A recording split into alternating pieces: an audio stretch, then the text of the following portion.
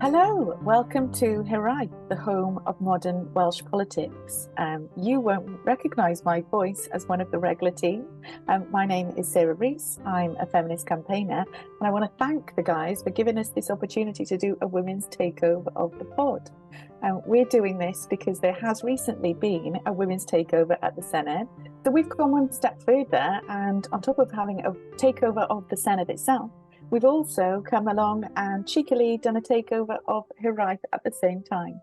And I'm joined here today by Evelyn James, who is the Diverse 50/50 Campaigns Manager at the Women's Equality Network Wales. Hi. And Liz Silversmith, who is a political commentator specialising in Senedd antics and a day job in policy and advocacy. Hello. So we're here today to, first of all, talk through the women's takeover at the Senedd. And having been there for the whole day, it was really exciting and I think an eye-opener to see a true diversity of speakers and participation. It felt fantastic. And all of the photos from that day just showed that we need a more diverse Senedd daily, not just for one Saturday. And Evelyn, it'd be really great for you to tell us a little bit about your role, how the women's takeover came to happen, and what were your kind of main points on the day? Thank you very much, Sarah. Yes, absolutely. Women's takeover of the Senedd. We belong here. It was fantastic, very exciting, as you've said, Sarah, to see so many women from diverse backgrounds, walk into that Senedd building. And that, for me, was the point of the whole day. We are just trying to send a message across to all the leaders in representation that true leadership and representation should reflect the diverse population that we have in Wales. And that day was what we showed representation to be. And it was amazing. So when Wales partnered with Electa, who had done it in Scotland 2 times now, known as Women Gather. So We Belong Here was to send a clear message to the women in grassroots communities, to send a message to the women of Wales that you have a place at the decision table. You belong at that decision table. Come and see how it is done at the Senedd. Come and experience for yourself what it means to stand in that capacity, to speak on behalf of your community. So that was the message of the day. Yeah. Fantastic. Liz, how does it feel for you to see that we had an entire women's takeover, not only in the Senedd, but in the chamber? I think that's awesome. To be honest, when I first heard of it, I literally just heard there was a women's takeover. I hoped it would be on a Tuesday for like First Minister's questions. And, only women were allowed to ask questions, and Jane Hutt would step in for Drakeford and be like, yeah, let's see what the women talk about in a proper debate. Give them some legislation to pass. Why not? Just let's have a go. Maybe a month. Maybe a bit too far. But yeah, a Saturday with lots of workshops is wonderful and probably more appropriate for people who are considering, hoping, wishing they could run for office. But ultimately, we know how difficult it is to run for office, full stop. Like councillor, community town councillor, very, even lowest rung, as it were, entry level sort of representation on councils.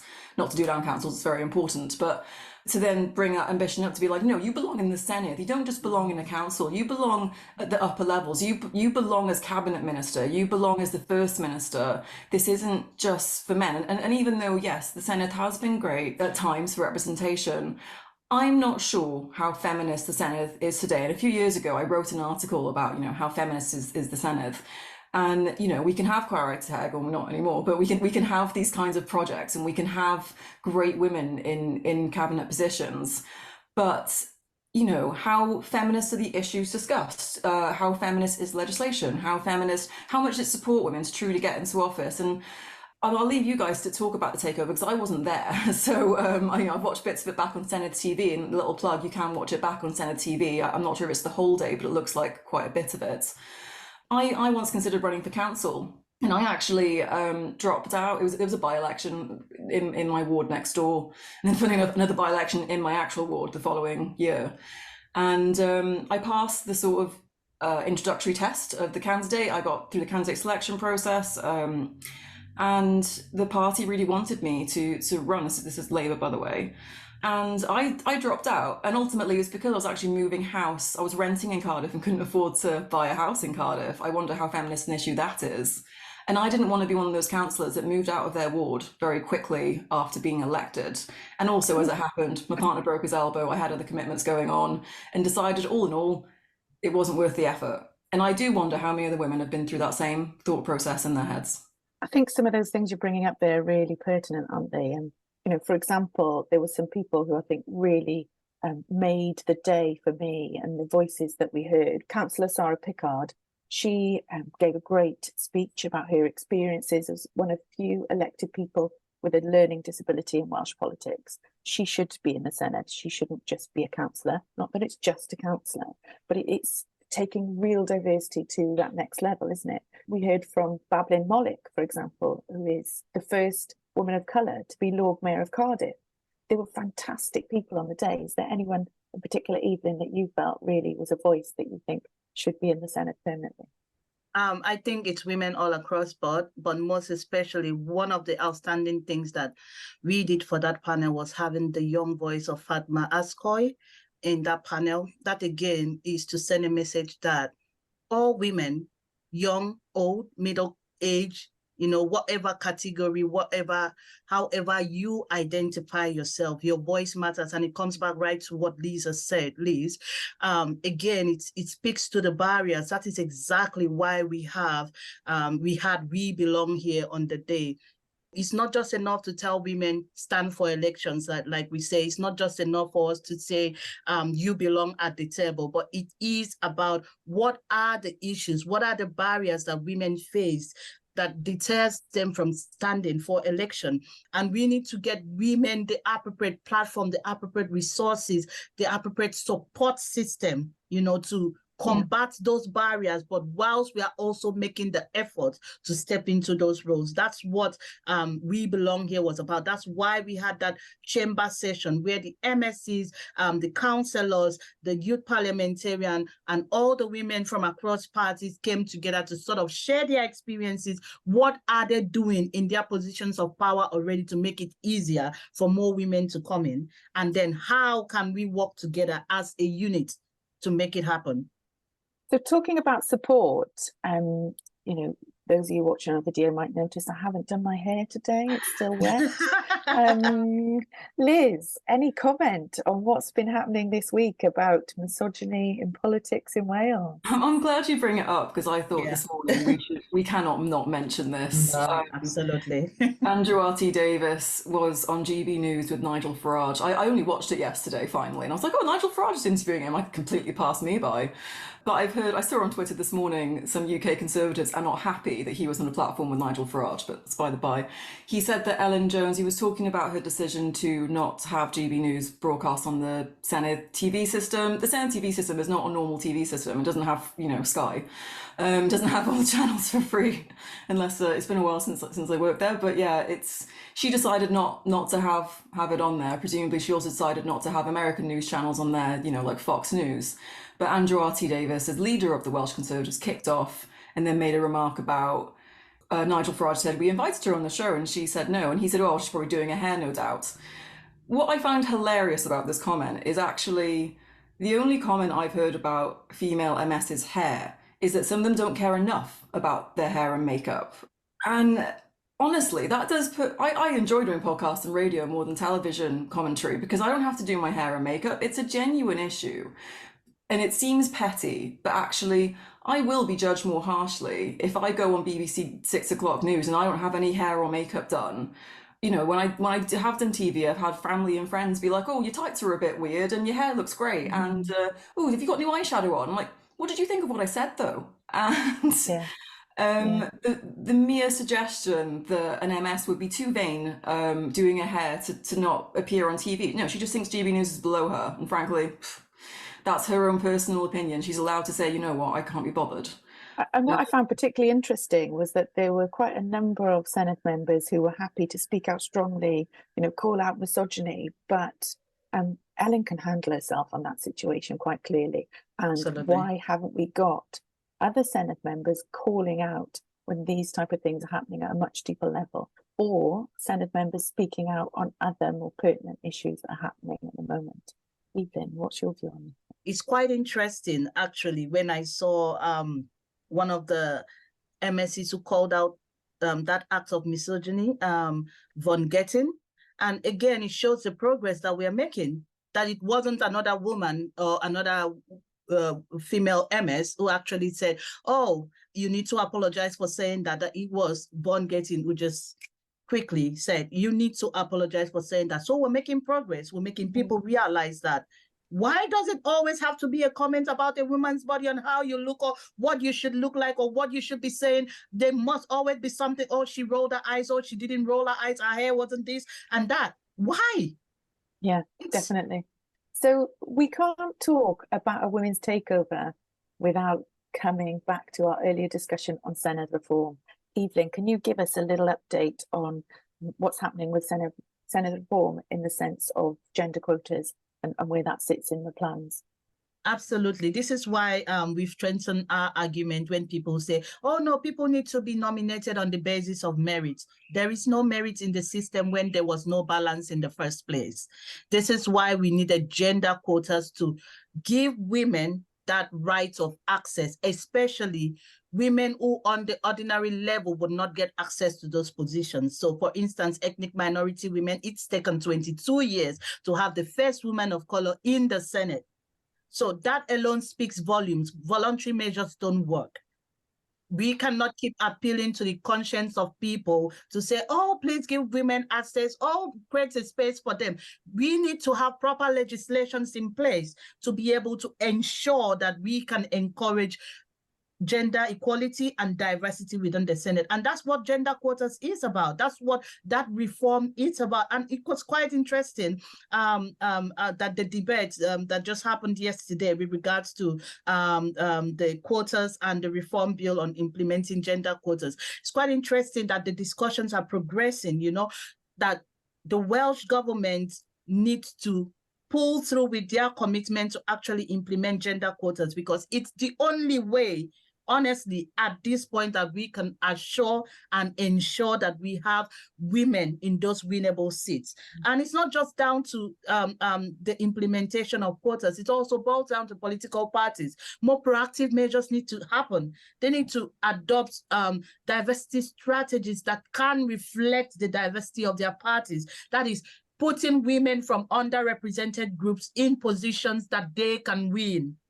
I think that's the point that came up on the day quite a lot. It was kind of talking about how it isn't just a case of making sure that parties are taking action, but we're going to need a lot of women to come forward if we are going to have this. Liz, are you for or against gender quotas? I really hate the argument that women should get there on merit. It's like, yeah, it would be great. It would be grand if every selection was an open selection and there was no gender bias and there was no inclination to vote more for an authoritative male candidate than female candidate. I mean, I always think about this when I remember this study, which stays in my head because I'm a big podcast listener, that male voices are enjoyed more by all people, men and women, than female voices. I find that a fascinating social development, that we find bassy male voices more calming than higher pitched female voices. And there's also those sorts of studies saying most presidents and prime ministers are tall. I mean, Rishi not included, and I say that as a 5-foot woman, but most leaders are tall, and that's such a weird thing. But yeah, you take people to the voting day, oh, and hair. No, bald men don't get very far in politics, apparently. Fascinating. But yeah, tall men with hair, that's considered like the perfect authoritative figure that people trust. Because when you're thinking about political leaders, especially first ministers, prime ministers, you want someone that will take you to war and defend you in war. You want someone that will stand up for the economy and be strong and powerful. And the traits that we associate with strong and powerful versus masculine traits is very interesting. But yeah, the whole, I'll just say that when the Senedd was 50-50 in gender quota, that was because of Labour's all-women shortlists. And I won't make any apology for that. It absolutely was. I've helped a bunch of female candidates, friends in the Labour Party, run on an all-women shortlist, and you always get people going, oh, all-women shortlist, oh, I wanted to run for that one. I thought that was a nice, safe seat that I could go for. I've heard from so many dudes running for Labour office being like, oh, I wanted that safe seat. And I'm like, well, for once, they've made it an all-women shortlist, so chill. Like, it's just very irritating. It's like, look, this is safe, especially when you have a safe seat that could be Labour for the next 50 years. Like, shoehorn women in there, you know, like shoehorn a woman that's hard to elect, but you know is fantastic. And I know that's not great. Democracy shouldn't be based on forcing diverse people into power, but that is the only way we've made progress. It's the only way that's worked. So as far as I'm concerned, the ruckus from the other parties about this, you know, including gender reform quotas, and I understand they've got two different bills so that one can be challenged in court and one will hopefully just pass smoothly. Conservatives still won't support it because they don't agree with more politicians, but that's for another podcast. I think the upset is coming down to Plaid and Conservatives having to think about, and Lib Dems, of course, and Greens. Let's hope some Greens get in for the 96 MSs. Wouldn't that be lovely? More diverse people, more parties, more plurality. I can't say it, but you know what I mean. More diverse voices across the Senedd and different political ideologies too. I'd really like to see a wider stretch of political ideologies, because at the moment we've got this kind of narrow progressive stance in Lib Dems, Plaid and Labour, and then you've got Conservatives that seem to take everything more to the right every day. But I think the upset is Plaid and Conservatives and Lib Dems now have to think about things like all women shortlists and gender quotas and how do they actually do it in their selection processes. And it's going to be really fascinating to watch how they do it, if they do it. One thing that actually was a big win for me on the Women's Takeover Day was how we had really diverse views in that room, speaking on a stage in front of people, you know, and hugely diverse opinions. Yet it was dealt with in a respectful and a supportive manner. I think it's worth mentioning Susie Davies because across parties, all different people were really saying how they miss Susie Davies in our politics in Wales and how supportive she's been to women, whatever party they're from. One thing I did want to mention is I've been reading a book, The Pocket Guide to the Patriarchy, and trigger warning for anyone who's up for reading it. It's a great book, but I have been shouting. That's devolved at it quite a lot. But one thing it did say on this particular issue is that issues like reform and 50-50 gender balance in politics is quite a white and privileged feminism. And what do we do about the rest of women, and how will that decision impact and trickle down to them? Evelyn, it seems like you've got something strong to say on that. I would say let's solve the problem first. As there being inequality in leadership, it's glaring. We can all see it. How can you address issues concerning people with lived experiences that you haven't experienced? It takes you to be a person with disability to be able to address the issues that come from that community. How about the health issues that women are facing that's taken years for people to even be aware of it? Why do you think we have that? That's because there was no representation at that decision table for somebody to speak about those issues. How about ethnic minorities? Day in, day out, was still addressing issues of racism in the society, misogyny against women. Why do we have that? It boils right down to it, representation. It's not there. It's quite simple in a way, isn't it? It's just simple and direct. The argument sometimes is ridiculous. Solve the problem first. Create equal and diverse representation for these people whose voice are lacking in that decision process. And then you can take on the next step. We are not saying gender quotas is the final and only solution. Of course, there are other barriers, but we can take it one step at a time. Break down these first barriers first. Give people a chance to be at that decision table. And they are not without merit. These women have qualifications. Were you in that room at the Senedd, you could hear them speak. You could hear them talk about their issues. You could hear them with different talents and solutions that they can bring to the table. Why are we denying the economy of that opportunity? Look at the all-women shortlist. It should tell you the accomplishments of those women who came through that shortlist. One thing I did want to mention before we move on is about activism. And there was a workshop on that day on activism, and you couldn't deny what was happening right behind the glass of the Senedd. There were 3,000 people outside the Senedd who were speaking out about the situation in Gaza. Inside, we held a minute's silence to remember the lives lost in both Israel and Gaza over the past 2 weeks. And I did want to mention, because my day job is at Oxfam, we've had an update on the scale of humanitarian need. More than 5,791 Palestinians, 70% of those women and children, have been killed in this situation so far. And what particularly I want to see from our Senedd members is them speaking out on this.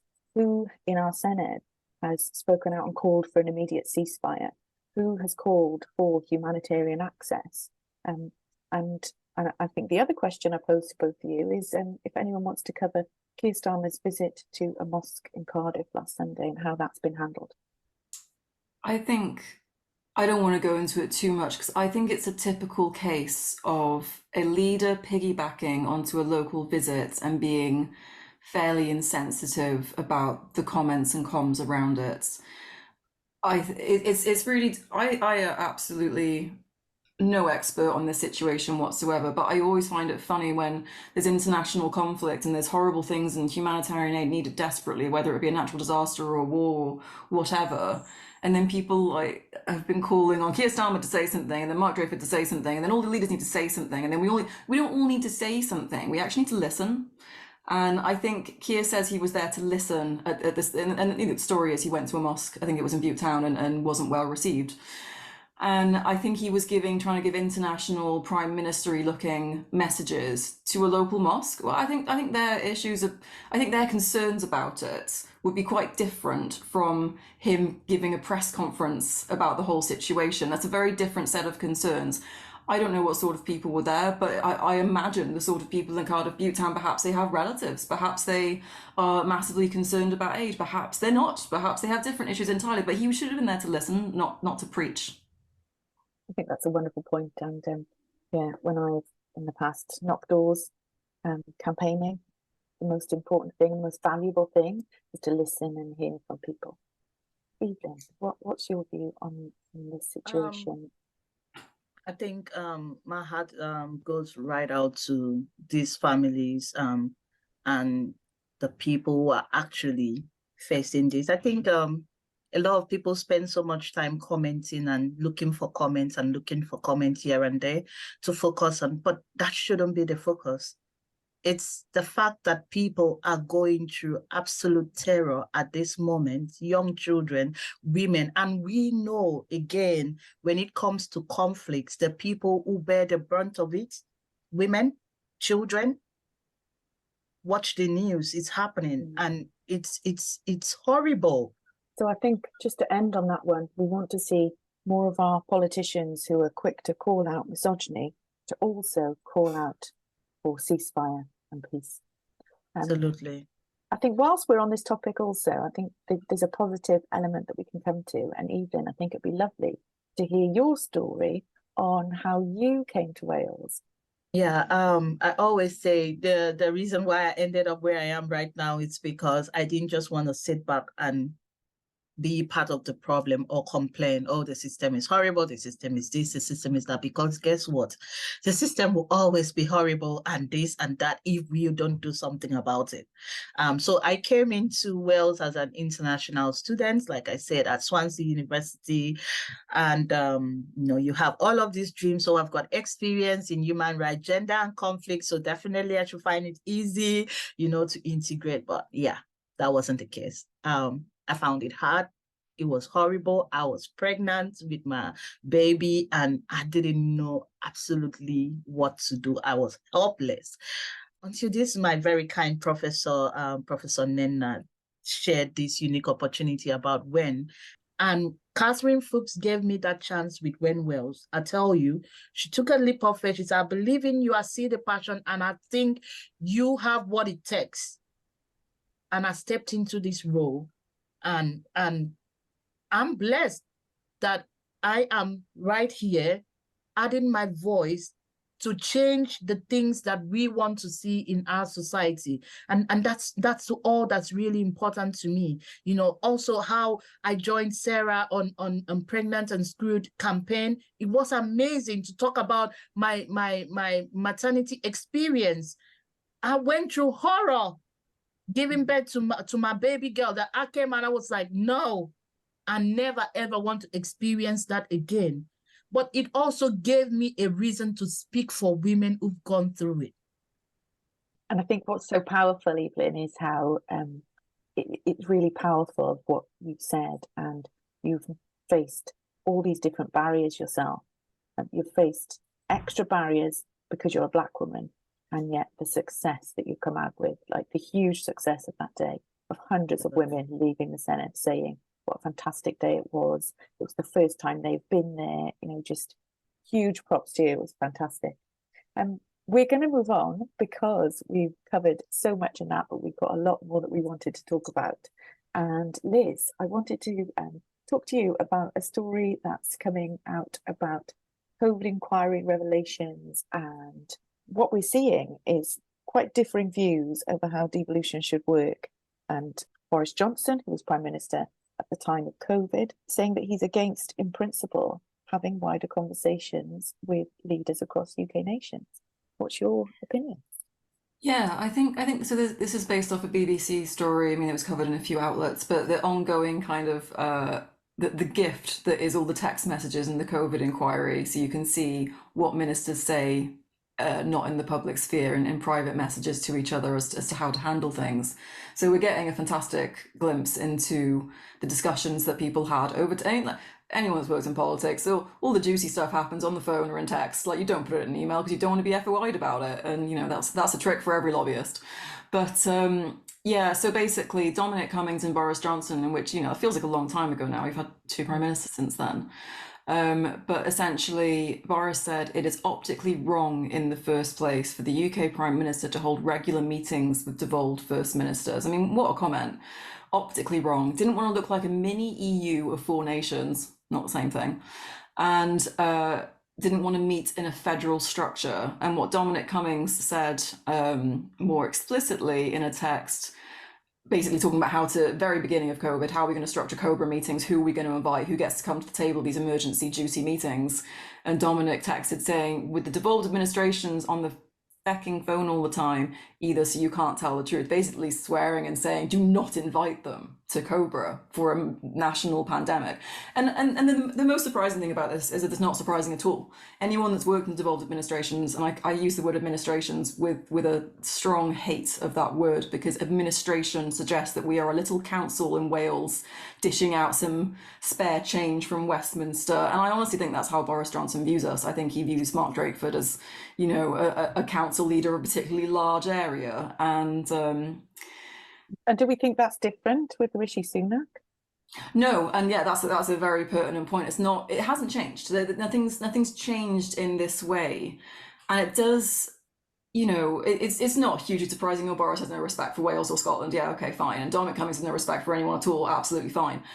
Would it be different under Rishi? Doesn't seem like it. He seems slightly more respectful, but only on the face of it. I don't see any more. Any more particularly conducive cooperative discussions. Just one example I won't get into because I'll be here all day, but the deposit return scheme was the last policy I saw agreed on a UK-wide basis, and it's stuck again. You know why? England changed their mind. The brewers and the manufacturers and Coca-Cola and whoever else have been lobbying quite hard on this deposit return scheme. It's a scheme to bring your bottle back and get money back. And it's much like carrier bag charge, a way of making a more circular economy, taking the waste back to the manufacturer, they recycle it. We get 5-10p back on each bottle. It's not a complicated policy, but they're making it out like it's the most complicated thing in the world. I always go back to saying it's like Corona Pop back when I was a kid, and you get your 10p. Yeah, and in Scotland, people more remember it more recently, and it's been more of a thing up there. And Scotland agreed to do this years ago, and then England finally caught up and said fine, and then Wales said, oh, we haven't got the civil servants to do it here, but yes, we'd love to go with the UK scheme. And yeah, Julie James has been quite vocal saying we're going to take them to task on this. They want to remove glass from the scheme, so no glass bottles will count. It's quite significant for the pub and brewery industry. A lot of those bottles are glass. It's a heavy material. It's one of the most easy to recycle materials. It's quite arbitrary. Leaving it out may even make it more complicated. So yeah, Julie's, we may, and this is because of the Internal Market Act, a post-EU bill that reinforces that all decisions come back to UK government, come back to their parliamentary sovereignty. They come back to the Prime Minister, because the Prime Minister is the one that's really in charge. And the only question I'd raise before I move on is will it be different under Keir Starmer? Will it be different under Labour? Would it be different under a federal structure? Does anyone really care? Does Keir Starmer really want to do a Wales, Scotland, Northern Ireland Act which makes a federal structure? Because that's what we're facing. And it breaks my heart that I voted for Keir in the leadership election. Obviously COVID happened and recession nearly came close, and lots of things happened since then. But he basically dropped everything, and he started making during the leadership contest, he was making some interesting speeches about federal structure, drawing off Gordon Brown's review, Constitutional Commission review, Constitutional Convention, which Labour First Ministers have been calling for years and years, from Carwyn to Mark, everyone. And then he's gone very quiet on it. And the new Labour Party membership card's got Union Jack on it. And he, makes these aside comments, not very clearly, but I've noticed them. He does think that the Prime Minister is in charge. And I think the most symbolic thing is that when there was a big kerfuffle over HS2 and the fact it's classed as an England and Wales project has significant implications for our finances. We're owed $2 billion from that project. Because England transport projects, or any England extra funding, if you like, beyond the norm, you get devolved consequential amounts. Very boring formula, but it's a way of giving the money back to Scotland, Northern Ireland, and Wales. Say, oh, we're spending this in England. You do what you need to. It's often not restricted in the devolved nations. Scotland and Northern Ireland got their devolved consequential from HS2. Wales didn't. And, it's happened with air passenger duty. They devolved air passenger duty to the different devolved governments so they could decide how to tax flights. And they went, oh, not Wales. No, it's going to compete with Bristol. I don't think so. It's just this weird extra treatment. And Jo Stevens, who's the Shadow Welsh Secretary, I'm sure she regretted saying this, but was probably told from the top down, she could not guarantee that if Keir Starmer was Prime Minister next year, that we would get that $2 billion owed from HS2. So my question to Keir Starmer would be, in what way would Wales actually be treated differently if you were in charge? And it's that, isn't it? I think right now we're seeing across the board quite dire straits in Wales when it comes to public finances.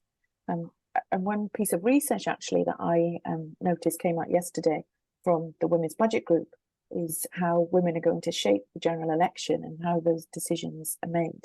And it revealed that 25% of women are undecided on how they'll vote at the next election compared to just 11% of men. Are we sitting up and taking notice of that? And Evelyn, do you think from a Wales perspective that, are women decided? Is there more to be done to kind of raise awareness of what those differences will be? And not only that, but how they will make a difference here in Wales for people of Wales. Absolutely. And we're quite glad that recently, when Wales has taken on the Women's Budget Group, Cardiff was handling that important project. And we're glad that we've not allowed that vision to die, because we think even more so now is the time that we need to press on issues like that, because we're talking about finances and the economy that can impoverish women. These are, again, some of the things that keep women in those positions, in those places where they can't rise above. How the economy works for different genders is fascinating. So just to reiterate, it's really important to note that the Wales Women's Budget Group won't be disappearing with the sad demise of Cardiff. It is going to be moving into be incubated by the Women's Equality Network Wales. But again, we're looking at a small organisation, one part-time staff member, and how we've got that role pushing to ensure that decisions that are made on our budget in Wales do reflect women's lives. Absolutely. Should we move on to public finances in general, since that's our next...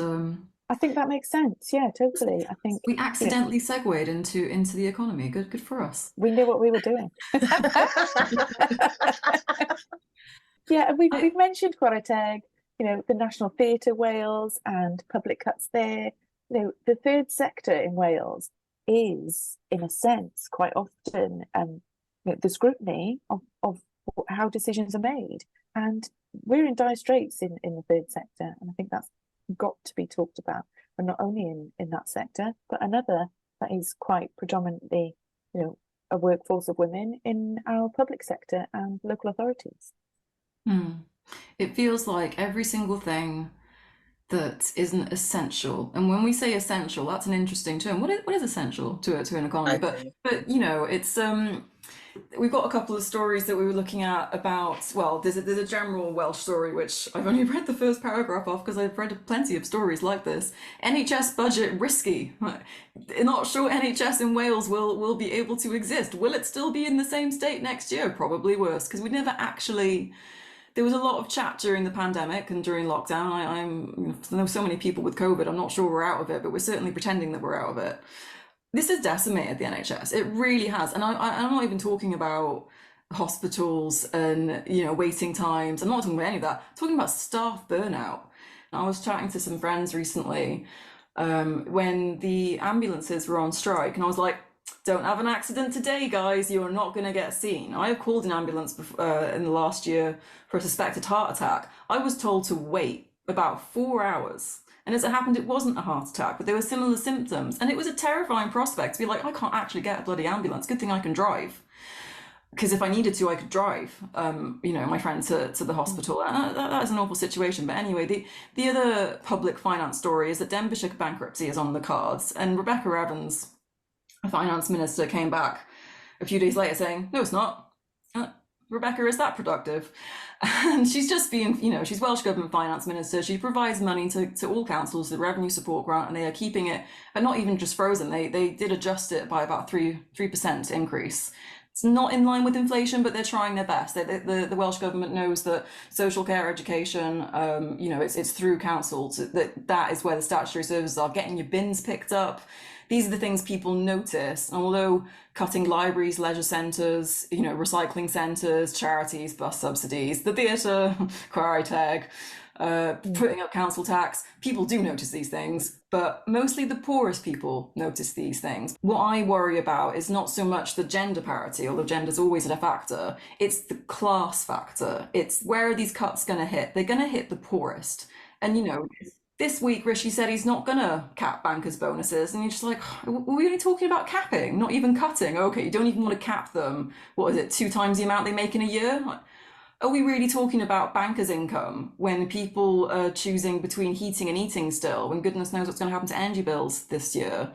But yes, I'll keep ranting forever if I keep going on. No, and I think but there are some really pertinent points that you're making there. And I think, we've heard from the Welsh Conservatives that Welsh Government are spending money in particular ways that they wouldn't, that they would turn all spending back towards the NHS. But what we're talking about, and the points you were making there, were around it's not just the front line of the NHS, but it's the invisible services behind them. And Evelyn, you'll be able to tell us better than anyone. You, as a migrant in Wales, you're working 2 jobs, one with a charity, with the Women's Equality Network. You're working a second job in social care, but you're struggling to get access to housing despite your the value that you add to the economy and the skills that you're bringing. And what's it like to work in social care, knowing the difficulties that we're facing with the budget? And one story, for example, is that Swansea Council have spent more than £6 million on agency staff this year, which is 10% higher than the previous year. Tell us what it's like to be a social care worker. I mean, it's horrible, to be honest, because if I'm still working those 2 jobs and I'm still struggling with covering costs, taking care of the bills, being able to take care of my kids and all of that, what does that say about the economy? What does that say about the budget? Especially when they classify it as zero contracts. It's not recognized and you can't get anything out of it. You scramble for shifts. Like we are sent to jobs in the most ridiculous of places. Sometimes you drive hours to get to where you're getting to get paid how much? You don't get paid for traveling either, do you? Yep, you don't get anything for traveling. You just get paid the hourly rate and that's it. Whether you have to travel 2 hours to get to that place, or even for those of us that don't even drive, which is like even more alarming, coupled with the whole breakdown with the transportation system right now. Some people have to go and pay for accommodation, Airbnb accommodation, just to be able to stay for their shifts for longer term, so they don't have to keep traveling back and forth. That's additional cost for you to be able to do that. And then when you calculate that cost that you've spent on that alone, getting to your job. Then you think about, for some of us that have childcare needs as well, if you had to pay a minder to take care of your kids for you to get to the job, at the end of the day, it's just as much as not even working. It makes it 10 times worse. You're lucky to break even. And it's really that, isn't it? Yeah. Breaking even is a joy, isn't it, sometimes? And, you know, there are so many interconnected issues, but what comes down to the crux of it is that we all are going to need care at some point in our lives, yet at the same time, how are we as an economy and as a nation valuing that care and that importance? You know, this is really important work. Not everyone can be a carer, and it's massively important work.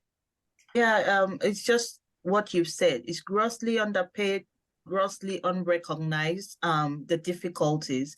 I would think that they should spend some more time speaking to the actual people who work those jobs, to hear and take on the lived experiences of those women or those workers in that sector. Maybe that would give them a little bit of rethink about how they structure the budget. Again, that's why we come down to the importance of having voices before you make a decision, before you create that policy.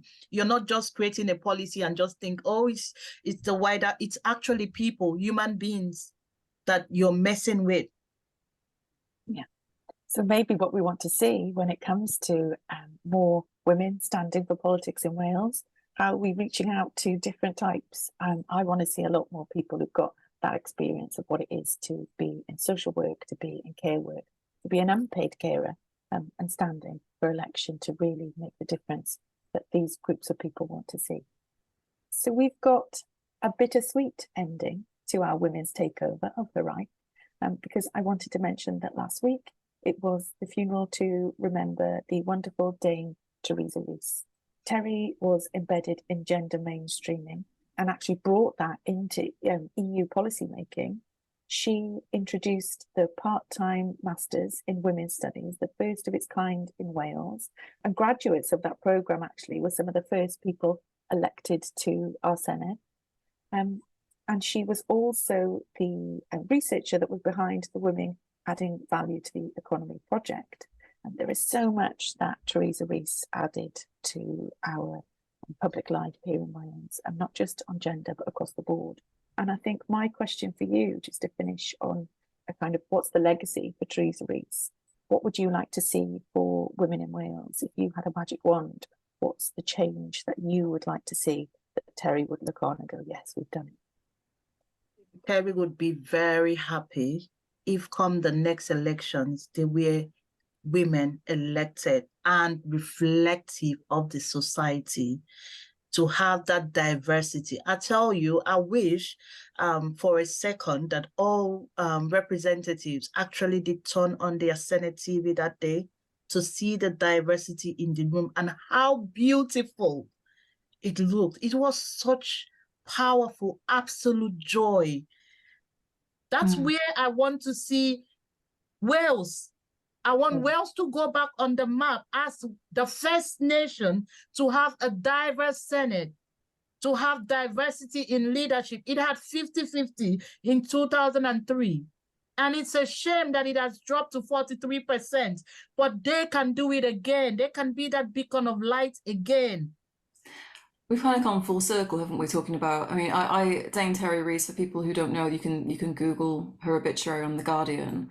I didn't know about her work, but when I read it, it makes sense. Or, you know, there's a lot of amazing women that sort of fed into that generation of policymakers and politicians. Because the first step to women becoming politicians, the same first step as everyone. You put together a campaign team, you choose a seat or a position that you would like to go for, and you basically make every decision that you can to go towards that. So from my end, as someone that considered running and then decided not to, campaign funding. When someone gets selected to run as an MP or an MS or a councillor, they might be that candidate for years. You know, there's been MP candidates selected for some time because we've never, especially since the Fixed Term Parliamentary Act disappeared, local constituency parties do not know when there will be an election. So you better have your person set up, and the earlier you have them set up, the more they can get to know the community, knock on doors, blah, blah, blah. That's not funded. I work full time. Totally. Yeah, I don't have children, and I don't yet have parents old enough to need proactive care. So I am of that unique position of being a fairly young woman, who has no caring responsibilities, is a full-time supportive job. My employer is even supportive of me running. You know why I don't run? Can't be bothered. It's not easy enough. But it's not just that. It's not just how difficult it is. You've got Yeah. all those added layers. So I stood for the Senedd with the Women's Equality Party in 2016. 2016, and when the Electoral Commission were going through expenses, they said, "Oh, well, we'll have to look at childcare because we're not sure if that's an allowable expense." Oh, wow. Childcare, so I could actually do that job of standing for election. Without having a baby strapped to me, and it was 2016. The other thing I was going to say, one of the things the Senedd could do, which they scrapped a few years ago, was bring back their creche. Yes, absolutely. I've got a mate who he had a baby not long after the creche closed, and he was just like, for goodness sake, I finally have a child, and I want to drop my child off at the creche when I go to my, MS's office, and he's just like, and it's not there, so now we've got to pay a fortune on childcare. What a difference that would make. That if MSs, fathers as well as mothers, let's not forget, it's not just a women's issue. Fathers should be able to take their children to work too, but they can drop off their kid, nice, agreeable 9 a.m, pick them up at 5, and that's free. Doesn't come out of your salary, doesn't come out of your pay packet. That is a free service to politicians. And Parliament's got a bloody hairdresser and a post office. I'm sorry, we do provide these extra services. Politicians get all their meals subsidised because the cafeteria is subsidised with the taxpayer. Yeah, this isn't a new conversation. We're just not including women's needs in it. Yeah, the unique thing we shared at We Belong Here Day, Liz, was to show that it's possible to actually provide that service, because we had free crèche services for the women to actually be able to attend that event, and for those women to feel that power, that confidence to bring their kids, drop them at the crèche, and still be part of that day was amazing. And I was like, so why is it so difficult to have a crèche in the Senedd? It shouldn't feel radical, should it? No. And I think, just to finish, the other thing that shouldn't be radical, when I used to go to give feedback or attend different cross-party groups, when I wasn't in the job that I'm in now, couldn't afford the childcare, so I used to take my son with me when he was a baby, because there was no crèche.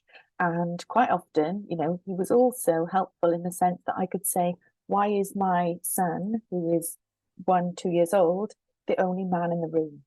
And I think when we're looking at the women's cross-party group, when we're talking about women's health, all these different issues, it shouldn't just be the women of the Senedd in the room. We need to have the First Minister. It would be great if he could have come to that Women's Takeover Day and been along. And I think it's having everyone around the table. Just because it's something that is traditionally a women's issue, childcare, whatever it might be, we need all decision makers to pay attention to that. Yeah, it needs to stop being a women's issue, doesn't it? Parenting is not a women's issue, it's the next generation. Absolutely. So thank you to everyone for listening to this Women's Takeover of Heraeth. You can find us on all the social platforms at Heraeth Pod. We've got X and Twitter. Evelyn, Liz, do you want to plug your... you can find me on Twitter. I refuse to call it X. At Liz Silversmith, all one word. Evelyn? Yes, you can definitely, first of all, join When Wales if you haven't. Just go online, type Women's Quality Network, because again, it's not about us, it's not about any individual charity. This is a collective, and together we can champion that change together. And of course, you can definitely always find me on there. Once you type When Wales, you find Evelyn James. But thank you so much. Thank you for having us. Fantastic. Thank you. And I'd also like to say a huge thank you to the guys normally behind Heraeth who've given us this chance to have this takeover pod. We hope you enjoy it. We hope you found it really interesting, and we'll really appreciate your feedback. If you want to find any more news and the latest on the pod, you can go to our website, www.walespolitics.com. And if you are able to do so, please consider supporting the pod for just £3 a month at Patreon/Heraeth Pod, and you might see some lovely posts coming your way. I've seen some great notebooks. I've been going out to some of those supporters, so there's some fab merchandise available. Thank you so much.